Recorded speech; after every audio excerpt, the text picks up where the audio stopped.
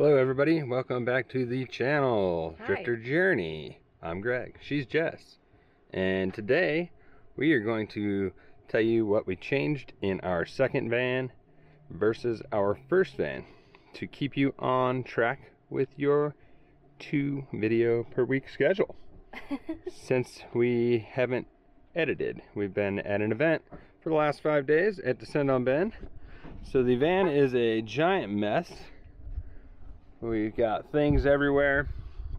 Yeah, we're just gonna try and get caught up on life. So we're gonna make a quick one for you guys here this week, and we'll get back to the Alaska videos Sunday again. And then things like that. So, what do you want to tell them? So we get asked all the time, because this is our second van build, what we changed from the first one to this one. And the biggest thing is that we actually built this one ourselves. We paid someone to do the first one, so we had total control over what we changed, and we had known going into it like some of the major things we wanted to change. First one I'll go with is the lighting on the ceiling. So it's a small space, and you might not think that you need a lot of lighting, but you do. So our first van only had 3 puck lights down the center, and we upped it to 8 puck lights in this van, in addition to some supplemental under cabinet lighting that we have, just magnetic ones stuck to the steel frame of our cabinet.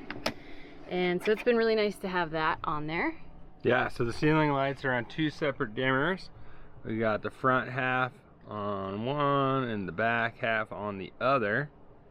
So when we are watching TV or anything like that in bed, we just dim the back set and turn the front off, and vice versa. If we're just hanging out in the front, we don't need the back.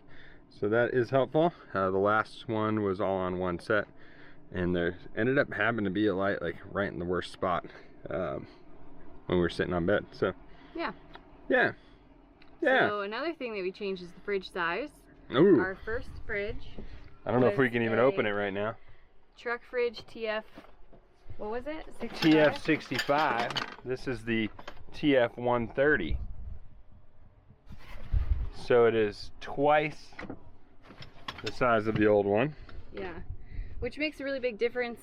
Before, we could probably fit 3 to 5 days worth of fresh food in our fridge, but there was essentially no room for any kind of like carbonated waters or beers or anything like that. So that really got old, and especially with 2 people, this fridge has been awesome. We can fit at least a full week of food plus some beverages as well.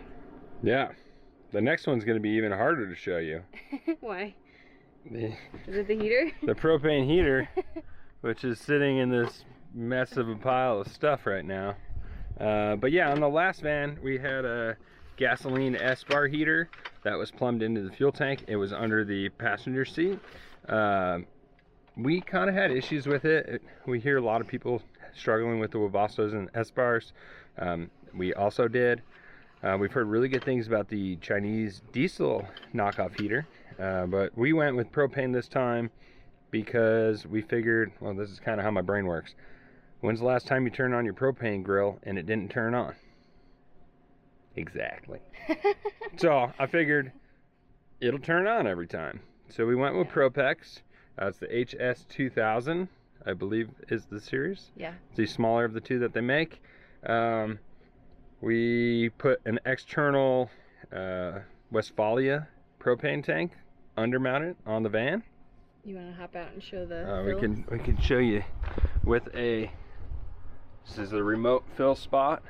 It's probably filthy under here, but the tank down up there, if you can see it. But based off the math, we think we can go probably, if we're not using heat, 6 months with just cooking on the propane cooktop. And if we're using the heat, we were thinking if we were using it a lot, we might have to fill up the propane tank like once a week.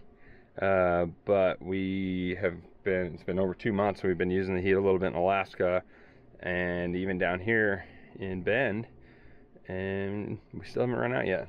So yeah, we're really not sure how long it'll last, but because we chase summer, yeah, it's not really a big deal for us to have something more reliable. So yeah, so reliable. Propane is more expensive to burn than it would be gasoline out of the gas tank, but For the amount that we use it, we wanted the reliability, and we've been happy with it. If you do need tons of heat, if you're going to do super cold winter, it's recommended that you get the larger Propex if you're going to run propane. But for what we do and how cold we go, I think, what was the coldest we've had outside in this one so far? We decided it was under 30. Well, it was 19 degrees just the other night, and we didn't even run the heat that night actually. Yeah. But well, it came on it did turn on. But, yeah. But I would say we can keep it, you know, all the way down to probably 5 or 10 degrees outside. We can keep it comfortably 55 or 60 in here. If you want it to be 70, which we don't, living in a van full time, we're not used to high temps anymore.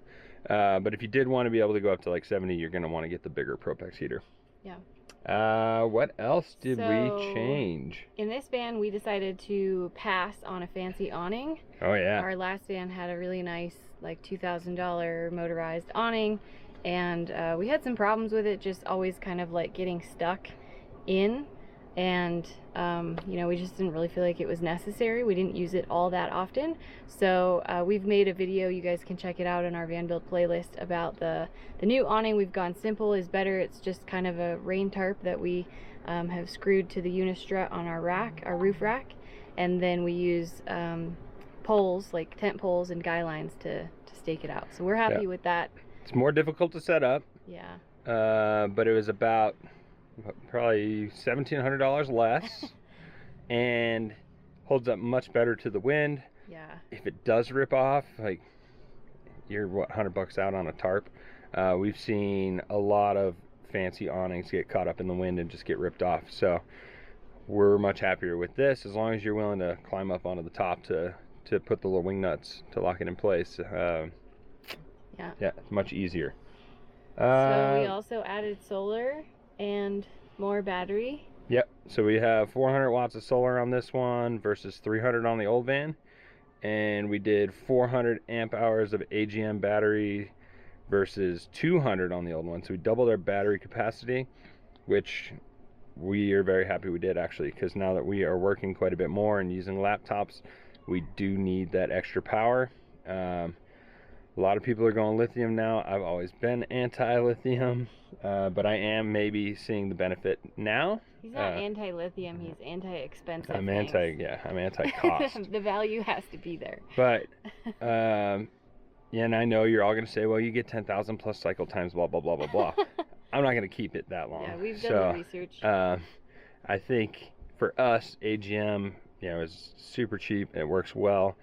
But like I was saying, now that we're using computers a lot and charging them quite often, we're going through a lot more juice. So I might switch to 300 amp hours of lithium next time. Yeah.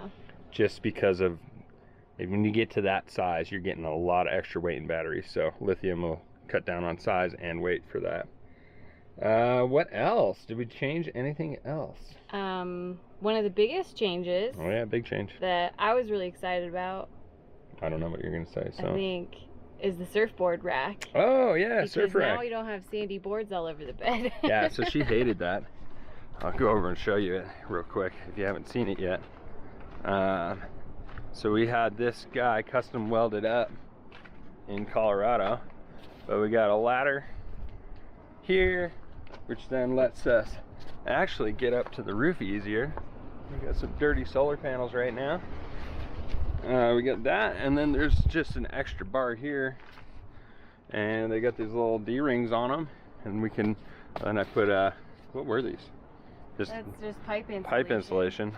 Yeah. Zip tied that on, and I can put a board across the top and then a board down low, so we can carry 2 surfboards with us outside, which was amazing. We brought one, well, we brought 2 down to Baja, didn't we? Yeah. Yeah, we brought 2 to Baja. Actually 3. My 6-foot board was under the bed, strapped up. That one still fits inside. And then we brought one all the way up to Alaska with us, and then left that behind in Alaska for other people to use on the tidal bore. Yeah. So there's a few other changes here and there, like I don't know if you want to talk about the lagoon table. Yeah, so we switched to a lagoon table. We used to have just a pipe that was bent and would spin around.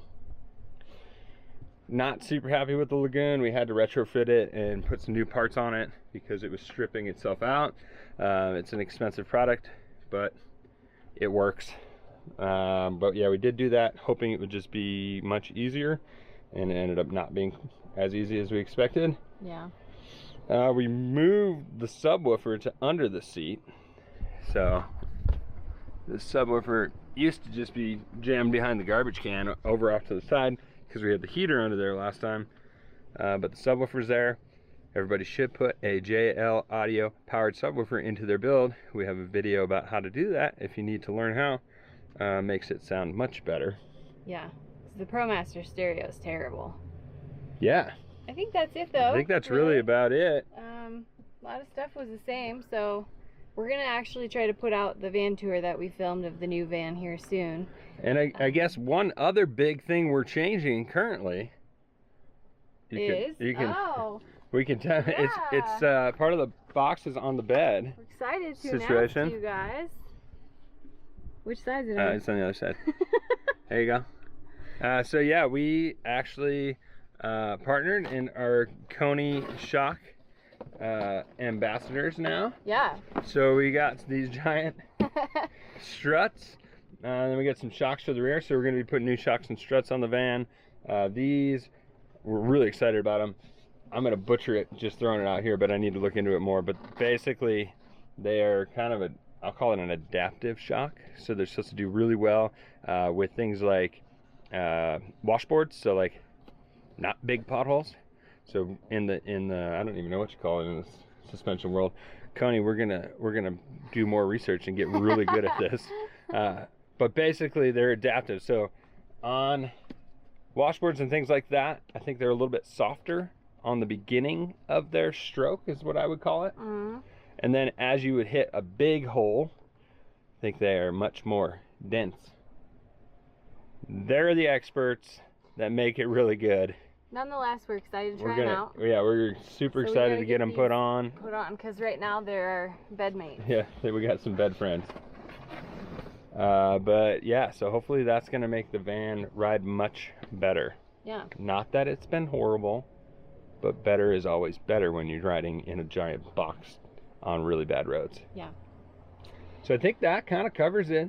Yeah. Make sure you guys leave some questions or comments if you have any. We do want to hear from you, and we will get back to your normally scheduled videos after we go hide in the woods for a couple days and get caught up on things. So we're going to go up to the lake and cool off because it's going to be like 95 to 100 for the next 4 days. So we get caught up on some stuff and get you videos twice a week. If you don't already subscribe, please subscribe to the channel. We do appreciate you. And like Greg said, leave us a comment with questions about our build or anything else.